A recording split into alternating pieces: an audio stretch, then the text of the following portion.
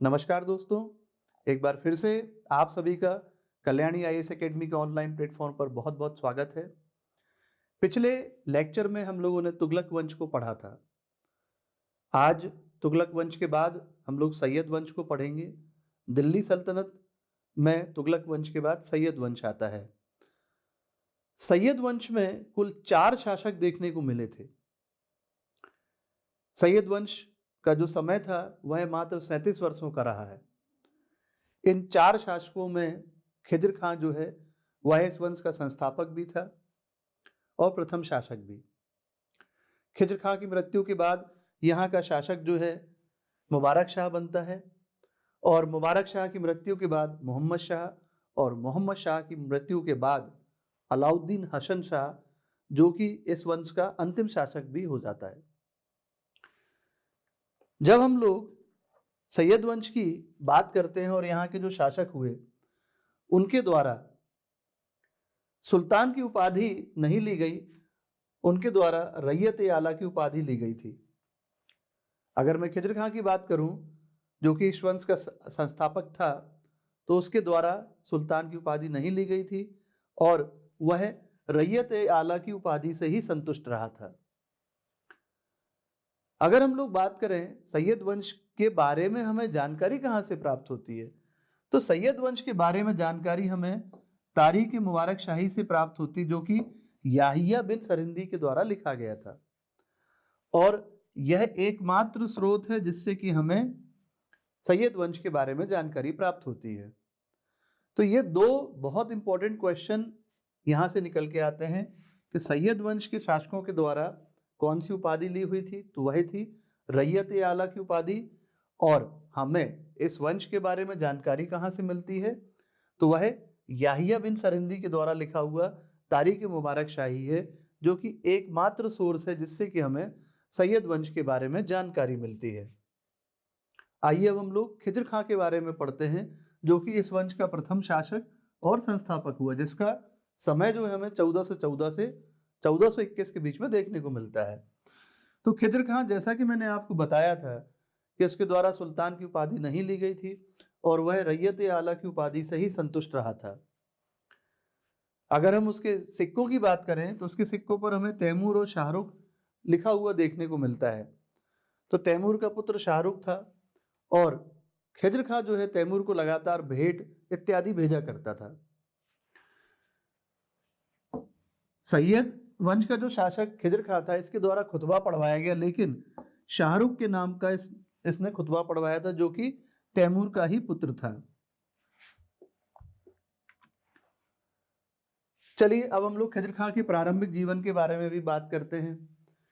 इनके जो पिता थे जिनका नाम सुलेमान था, ये मुल्तान के गवर्नर थे। तो फिरोज शाह तुगलक के द्वारा ये पद इन्हें प्रदान किया गया था। जब इनके पिता की मृत्यु हो जाती है तो खिज्र खान खुद को जो है मुल्तान का गवर्नर बना दिया जाता है। अब मैं बात कर रहा हूं यहाँ पर दीपालपुर के राज्यपाल की जिसका नाम सारंग खां हुआ करता था। सारंग खां के द्वारा खिज्र खान को अपदस्थ कर दिया जाता है। जैसा कि मैंने आपको बताया था कि खिज्र खान गवर्नर था मुल्तान का। तो सारंग खां क्या करता है, खिज्र खान को अपदस्थ कर देता है और खिज्र खां जो है मेवात पहुंच जाता है। ये भाग करके मेवात पहुंच जाता है। फिर जैसा कि आप लोगों ने पढ़ा ही होगा कि भारत पर 1398 में तैमूर का आक्रमण हुआ था। तो जब भारत पर तैमूर का आक्रमण होता है तो खिज्र खां जो है इस अभियान में तैमूर की मदद करता है जिससे प्रसन्न होकर के तैमूर उसे मुल्तान और दीपालपुर का गवर्नर बना करके चला जाता है। तो यहाँ से हमने क्या देखा कि खिज्र खां जो है वापस से गवर्नर बन जाता है कहाँ का, मुल्तान का और दीपालपुर का।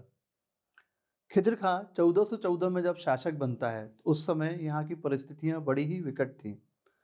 तैमूर के आक्रमण के बाद दिल्ली की व्यवस्था लगभग नष्ट हो चुकी थी।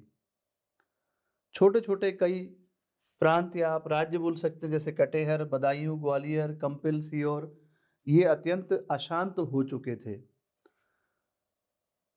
खिज्र खां का अधिकांश शासन काल इन विद्रोहों को और उपद्रवों को दबाने में ही निकला। तो हम कह सकते हैं कि उसके कार्यों में एक कार्य हमें क्या देखने को मिला कि उसके द्वारा जो विद्रोह हो रहे थे, जो इन छोटे छोटे प्रांतों या राज्यों में जो विद्रोह हो रहे थे उनको दबाने में इसका काफी समय निकला। तो हम कह सकते हैं कि राज्य विस्तार के बारे में तो वो सोच भी नहीं पाया। इसके अलावा इसका एक मंत्री हुआ करता था जिसका नाम था ताजुल मुल्क। तो दिल्ली जो थी अब दोआब के क्षेत्र तक सिमट चुकी थी। तो खिज्र खां का जो शासन का जो उद्देश्य अब बचा था वह क्या बचा था कि जागीरों से हम राजस्व वसूल करते रहे और दोआब क्षेत्र में सैन्य अभियान के द्वारा हम अपनी जो वहाँ जनता थी, सामंत सरदार थे, उन पर दबिश बनाए रहे, जिससे कि हमें हमारी लगान की वसूली होती रहे। तो चूंकि ये उपजाऊ क्षेत्र था, या हम कह सकते हैं दोआब के आसपास के जो अन्य उपजाऊ क्षेत्र थे उनको अपने अधीन रखना, इसके आप कह सकते हैं प्रशासनिक कार्य का एक प्रमुख उद्देश्य हमें देखने को मिलता है। तो जो मंत्री था ताजुल मुल्क, इसकी मदद से इन सभी जगह कटेहर, बदायूं, ग्वालियर, कंपिल, सीहोर, चंदावर, यहाँ जो विद्रोह हो रहे थे इनको दबाया गया और इन सभी ने आत्मसमर्पण भी कर दिया था। तो यहाँ आप कह सकते हैं कि इसका जो मंत्री था ताजुल मुल्क, इसने खिज्र खां की काफी हद तक मदद करी थी। इसकी 20 मई 1421 में मृत्यु हो जाती है और इसकी मृत्यु के बाद यहाँ का शासक जो है वह मुबारक शाह बनता है। तो आइए अब हम लोग मुबारक शाह के बारे में पढ़ेंगे।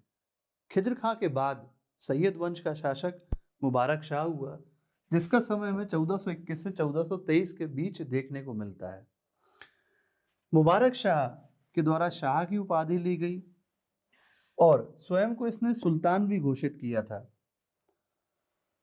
तो इसके सिक्कों पर हमें नायब अमीरुल मोमिनीन ये देखने को मिलता है और इसके द्वारा खुद भी जो है नायब अमीरुल मोमिनीन की उपाधि ली गई थी। इसने खुतबा भी अपने नाम का पढ़वाया था।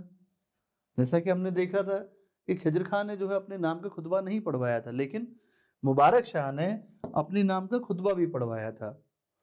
अब जैसा कि हमने पहले भी देखा था कि इनके बारे में हमें जो जानकारी मिलती है वह कहाँ से मिलती है, तारीख फिरोज शाही, जिसके लेखक याहिया बिन सरहिंदी रहे हैं। अब मुबारक शाह को जो है ये कठिनाइयां देखने को मिली, तो कई प्रांतों में विद्रोह हुआ। जैसा कि हम बात करें तो मालवा में विद्रोह हुआ इसके खिलाफ। इसके अलावा उत्तर पश्चिम में जसरत के द्वारा विद्रोह किया गया था और पूर्व में जॉन शासक के द्वारा भी विद्रोह किया गया था। इनके बारे में हम कुछ डिटेल देखते हैं। तो जैसा कि अभी हमने देखा कि कई प्रांतों में विद्रोह चल रहा था मुबारक शाह के खिलाफ, तो इनमें कटेहर, ग्वालियर, बयाना, जौनपुर, मेवात और उत्तर पश्चिम में जसरत का विद्रोह देखने को मिलता है। जसरत जो है ये खोखरों का नेता था और यहाँ पर खोखरों के द्वारा विद्रोह किया हुआ था। जसरत सरहिंद की तरफ बढ़ता है और मुबारक शाह भी जो है सरहिंद की तरफ बढ़ता है। दोनों के बीच में संघर्ष होता है, लेकिन जसरत यहाँ पराजित होता है और भाग जाता है। ऐसा बताया जाता है कि जसरत की जो पत्नी थी उसी के द्वारा जसरत की हत्या कर दी जाती है। इसके अलावा कटेहर विद्रोह होता है। कटेहर विद्रोह में यहाँ के जो शासक होते हैं उनके द्वारा आत्मसमर्पण कर दिया जाता है और वह राजस्व देने को मजबूर हो जाता है। ग्वालियर की यदि हम बात करें तो यहाँ अलप खां नाम का शासक था, उसके द्वारा विद्रोह किया हुआ था, वह भी पराजित हो जाता है। ये धार का शासक था और ये भी जो है राजस्व देने के लिए तैयार हो जाता है। बयाना की बात करें तो यहाँ अमीर मोहम्मद खान नाम का व्यक्ति था, इसके द्वारा भी जो है आत्मसमर्पण कर दिया जाता है। मुबारक शाह विद्रोह दबाते हैं, ये आत्मसमर्पण कर देते हैं, ये भी राजस्व देने को तैयार हो जाते हैं। जौनपुर में इब्राहिम शाह नाम का व्यक्ति था और इसके द्वारा भी विद्रोह किया हुआ था। इसके विद्रोह को भी कुचला जाता है और अंत में ये भी जो है राजस्व देने को तैयार हो जाता है। मेवात विद्रोह होता है, यहाँ पर जल्लू और कद्दू ये दो सरदार थे जिनके द्वारा विद्रोह किया हुआ था। ये दोनों मारे जाते हैं और मेवात भी जो है मुबारक शाह के कब्जे में आ जाता है। तो ये थे मुबारक शाह के द्वारा जो विद्रोह दबाए गए थे, उनके बारे में हमने देखा। अब पढ़ते हम लोग मुबारक शाह की हत्या कैसे हुई थी। तो यहाँ जो मुबारक शाह का वजीर था जिसका नाम था सरवर उल मुल्क, इसके पास जो लेखा परीक्षण का कार्य था ये लेकर के कमाल उल मुल्क को दे दिया जाता है। इस बात का बदला लेने के लिए सरवर उल मुल्क के द्वारा सिद्धपाल नाम के व्यक्ति को भेजा जाता है और सिद्धपाल जो है मुबारक शाह की हत्या कर देता है। मुबारक शाह की मृत्यु के बाद सैयद वंश का अगला शासक मोहम्मद शाह होता है, जिसका शासनकाल हमें 1434 से 1443 ईस्वी तक देखने को मिलता है। मोहम्मद शाह जो है मुबारक शाह के भाई फरीद खान का पुत्र था। सैयद वंश का ये अत्यंत ही अयोग्य शासक सिद्ध होता है और इसी के समय से सैयद वंश के पतन की शुरुआत देखने को हमें मिल जाती है। इसके शासन व्यवस्था की यदि हम बात करें तो संपूर्ण नियंत्रण या आप कह सकते हैं वास्तविक नियंत्रण इसके वजीर सरवर उल मुल्क के हाथों में था और जो शेष जो शक्तियां थीं वो मीरान सद्र के पास रहती थीं। तो हमने ये देखा कि मोहम्मद शाह का जो शासन था वो इन दोनों के द्वारा ही चलाया जा रहा था। अब मोहम्मद शाह ने जो है सरवर उल मुल्क को खाने जहाँ की उपाधि से विभूषित किया हुआ था और जबकि मीरान सद्र को मुइन उल मुल्क की उपाधि से विभूषित किया हुआ था। तो ये दोनों उपाधियाँ हम लोग याद रख सकते हैं। अब मैं बात कर रहा हूँ महमूद खिलजी के आक्रमण की, जो कि मालवा का शासक हुआ करता था। महमूद खिलजी और मोहम्मद शाह इन दोनों के बीच में एक भीषण युद्ध हमें देखने को मिलता है। लेकिन यहाँ बात आपको क्या याद रखनी है कि इस युद्ध में मोहम्मद शाह जो है अपनी मदद के लिए बहलुल लोदी को बुलाता है और इस युद्ध के दौरान मोहम्मद शाह जो है बहलोल को अपना पुत्र कह करके पुकारता है और उसे खान ए खाना की उपाधि से भी विभूषित करता है। तो ये क्वेश्चन एग्जाम्स में पूछा जाता है कि मोहम्मद शाह ने कब बहलोल लोदी को अपना पुत्र कह करके पुकारा था। इस युद्ध का परिणाम क्या होता है? इस युद्ध का परिणाम होता है दोनों आपस में संधि कर लेते हैं। इसके बाद जसरत का विद्रोह होता है उत्तर पश्चिम सीमा प्रांत में। इसको दबाने के लिए मोहम्मद शाह बहलोल लोदी को ही भेजता है। जब बहलोल लोदी आक्रमण करने के लिए जसरत के पास पहुंचता है तो जसरत इसे सलाह देता है कि तुम क्यों नहीं दिल्ली की सत्ता को हथिया लेते हो। इसकी सलाह बहलोल लोदी को पसंद आती है और बहलोल लोदी दिल्ली पर आक्रमण करता है, लेकिन उसका आक्रमण विफल हो जाता है। कुछ समय बाद 1443 में मोहम्मद शाह की मृत्यु हो जाती है। मोहम्मद शाह की मृत्यु के बाद सैयद वंश का अगला शासक जो है अलाउद्दीन शाह होता है, जो कि अत्यंत ही अयोग्य शासक आप कह सकते हैं। इस वंश का सर्वाधिक अयोग्य शासक सिद्ध होता है। अब इसके बारे में कहा जाता है कि जो राज्य की सीमाएं थीं, दिल्ली सल्तनत की जो सीमाएं थीं, वह दिल्ली से पालम तक ही शेष रह गई थीं। दिल्ली सल्तनत का सुल्तान बनने से पहले अलाउद्दीन जो है बदायूं का गवर्नर हुआ करता था। 1447 में ये दिल्ली छोड़ करके बदायूं चला जाता है और अपनी पत्नी के दो भाइयों को दिल्ली सल्तनत की सत्ता चलाने को दे जाता है।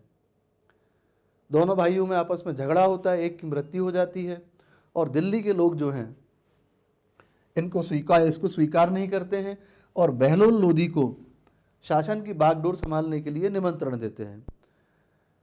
बहलोल लोदी जब अलाउद्दीन से इस बात की परमिशन मांगता है तो अलाउद्दीन का कहना था कि आप मेरे बड़े भाई जैसे हैं, क्योंकि मेरे पिता मोहम्मद शाह ने आपको पुत्र कह करके पुकारा था, तो आप मेरे बड़े भाई हैं, तो आप जो है दिल्ली सल्तनत की बागडोर संभालने, मुझे इस बात से कोई एतबार नहीं है। मैं शांतिपूर्वक जो है बदायूं में ही अपना जीवन गुजारा करूँगा। तो इस प्रकार क्या होता है कि बहलोल लोदी जो है यहाँ से लोधी वंश की स्थापना कर देता है। अब सैयद वंश के बाद हमें अगला वंश जो है वह लोधी वंश पढ़ना होगा। तो अगले वीडियो में हम लोग लोधी वंश के बारे में पढ़ेंगे। आशा है दोस्तों आप लोग हमारी YouTube पर संपूर्ण सीरीज़ को ध्यान से देख रहे होंगे। आप लोग इसको अच्छे से देखें, आपको इसमें प्रारंभिक परीक्षा में अवश्य ही लाभ मिलेगा। अगले वीडियो को आप लोग देखना ना भूलें। नमस्कार।